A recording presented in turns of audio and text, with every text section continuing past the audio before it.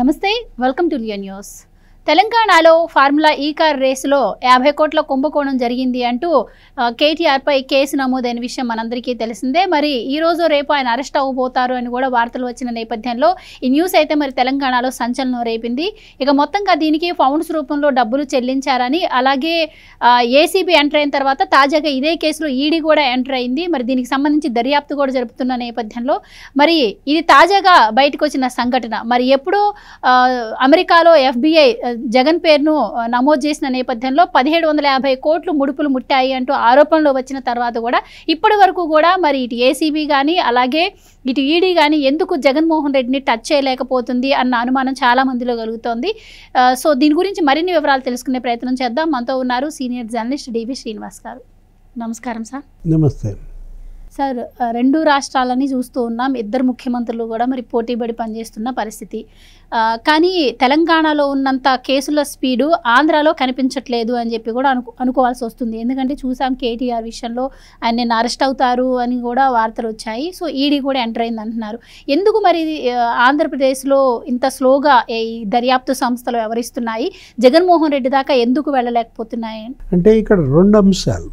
ఒకటి రాష్ట్ర ప్రభుత్వ దర్యాప్తు సంస్థలు, రెండవది కేంద్ర ప్రభుత్వ దర్యాప్తు సంస్థలు. ఇక్కడ ఇష్యూ రెండు ప్రభుత్వాలు, రాష్ట్ర ప్రభుత్వం, కేంద్ర ప్రభుత్వం. నిందితులు వాళ్లే. అవినీతి పరుల పట్ల, ఈ అవినీతి కేసుల్లో నిందితుల పట్ల ఏంటి డ్యూయల్ స్టాండర్డ్స్, ఈ డబల్ స్టాండర్డ్స్ అంటే ఇప్పుడు మనం చూసాం కేటీఆర్ తెలంగాణ మరి మాజీ ముఖ్యమంత్రి కేసీఆర్ కొడుకు, అక్కడ పురపాలక శాఖ మంత్రిగా ఆయన హైదరాబాద్లో ఫార్ములా ఈ కార్ రేసు ఎంత అమౌంట్, అది 45 కోట్లు. ఇది 2 విడతలుగా పేమెంట్స్ చేశారని, దానికి అసలు క్యాబినెట్ అప్రూవల్ లేదు, ఆర్థిక శాఖ అనుమతి లేదు. అంటే ఫైల్ పెట్టిన రోజే మంత్రి సంతకం పెట్టడం, వీళ్ళందరి అనుమతి లేకుండా అసలు ఎలా డబ్బులు రిలీజ్ చేశారు. ఆ రిలీజ్ చేసిన డబ్బులు కూడా ఏంటి, బ్రిటన్ పౌండ్స్ రూపంలో. ఆ బ్రిటన్లో ఉన్నటువంటి ఆ ఫార్ములా ఈ కంపెనీ వాటికి మరి డబ్బులు పే చేసిన దీంట్లో ఫారిన్ కరెన్సీలో మరి వెళ్ళడం. ఇక్కడ ఏసీబీ కేసు పడింది, గవర్నర్ దీనికి ఆమోదం ఇచ్చారు కేసు ఫైల్ చేయమని.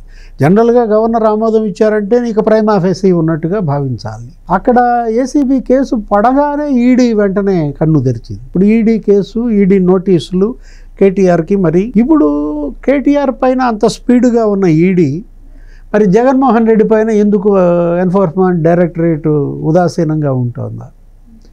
అంటే అది మరి 20 రోజుల క్రితమే మరి వన్ మంత్ బ్యాక్ మనం చూసాం అదానీ కేసు. ఏంటి అక్కడ సెకీ ఒప్పందం, నీకు దగ్గర 1750 కోట్ల ముడుపులు. ఎక్కడది?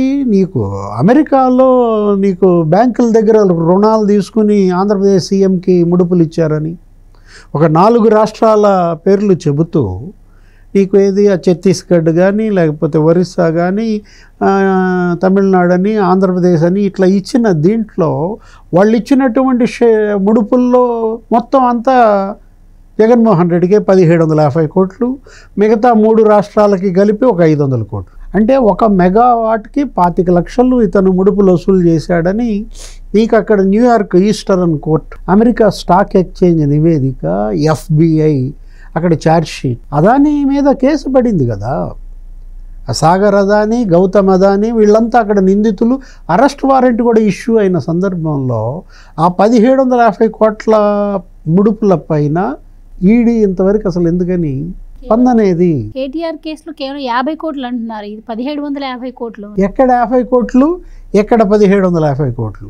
అంటే ఒకటి రేవంత్ రెడ్డి మళ్ళీ దాన్ని మార్చాడు. రేవంత్ రెడ్డి ఏమంటున్నాడు, మీరు అతను అట్లా చెప్తున్నాడు 50 కోట్లని, అది 50 కోట్లు కాదు, అది 600 కోట్లు అంటున్నాడు. అంటే 9th session, 10th session, 11th session, 12th session 4 సెషన్లు పెడతానన్నాడు కార్ రేసు. ఎవరు? 4 సీజన్లు అగ్రిమెంట్ అన్నమాట అది. ఒక సీజన్కే స్పాన్సర్ దొరికాడు, నెక్స్ట్ జెన్ అతనేంటి 110 కోట్లు, ఇది 50 కోట్లు. అసలు 160 కోట్లు నీకు ఏది ఫస్ట్ సెషనే. అతనికి ఏదో మరి వర్కౌట్ కాలేదు, నాకు నష్టాలు వచ్చినాయి అని చెప్పి అతను డ్రాప్ అయ్యాడు అనమాట. స్పాన్సరర్. రెండో స్పాన్సరర్గా పాపం మరి ఎత్తుక్కుంటా అమర్ రాజా వస్తాడు, లేకపోతే ఇంకొకళ్ళు వస్తారు అనుకున్నారు. ఇంకా గల్లా జయదేవ్ అదృష్టవంతుడు అనమాట. అంటే ఏంటి, ఇప్పుడు ఆ 4 సెషన్లకి కలిపి 600 కోట్లు. ఈ కేసు నేను పట్టుకున్నాను, మొగ్గలోనే అవినీతి బయటపడింది కాబట్టి 50 కోట్లతో పోయింది. లేకపోతే 550 కోట్లు స్వాహా చేసేవాళ్ళు, 550 కోట్లు నేను కాపాడానంటున్నాడు రేవంత్ రెడ్డి. అది వేరే ఇష్యూ. ఇక్కడ జగన్ 1750 కోట్ల లంచం కోసం ప్రజలపైన మరి 1,60,000 కోట్ల భారం వేశాడు. అంటే ఎక్కడ 1750 కోట్లు, ఎక్కడ 1,60,000 కోట్లు? అంటే నీకు కావాలంటే ఆ 1750 కోట్లు జనమే తలాయం తీసుకుని నీకు ఇచ్చేవాళ్ళు కదా. 1,60,000 కోట్ల భారం మా మీద తప్పేది కదా. అంటే జగన్మోహన్ రెడ్డి పట్ల ఇవాళ ఎన్ఫోర్స్మెంట్ డైరెక్టరేట్ ఉదాసీనంగా వ్యవహరిస్తోందా? ఇప్పుడు కాకినాడ సెజ్లో కొంత చూసాము. ఏది, కాకినాడ పోర్టు కేవీ రావుని బెదిరించి ఆయన అమెరికా నుంచి బలవంతంగా పిలిపించుకుని ఇక్కడ తాడేపల్లి సీఎం ప్యాలెస్లో మొత్తం ఆయన షేర్లన్నీ వీళ్ళు లాగేసుకున్నారు.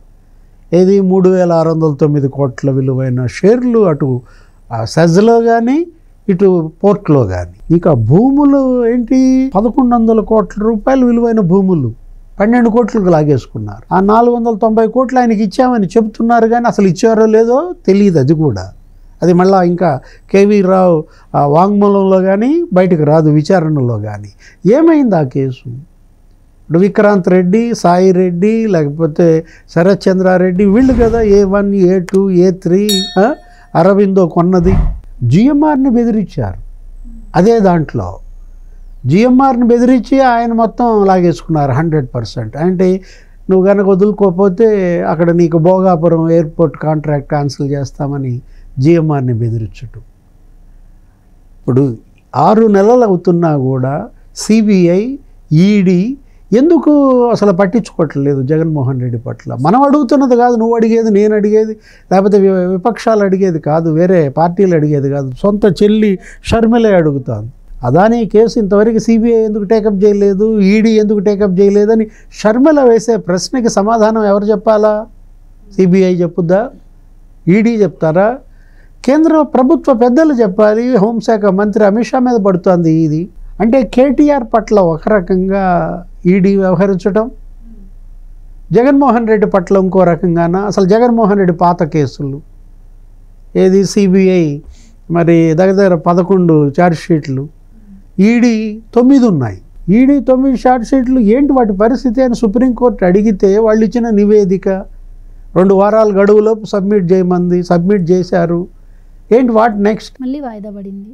అంటే ఇక మీ ఇష్టం. ఈ రకంగా ఎన్ని వాయిదాలు వేసుకుంటూ పోతారు? ఇప్పటికి 3,100 వాయిదాలుగా 11 ఏళ్ళు నెట్టుకొస్తున్నారే. అసలు సిబిఐ పనితీరు పైన, ఈడీ పనితీరు పైన ప్రజల్లో అనేక సందేహాలు, అనుమానాలు వస్తున్న నేపథ్యంలో కేంద్ర దర్యాప్తు సంస్థల ప్రతిష్టే మసకబారితే ఇంకా నేరగాళ్ళంతా రెచ్చిపోతారు.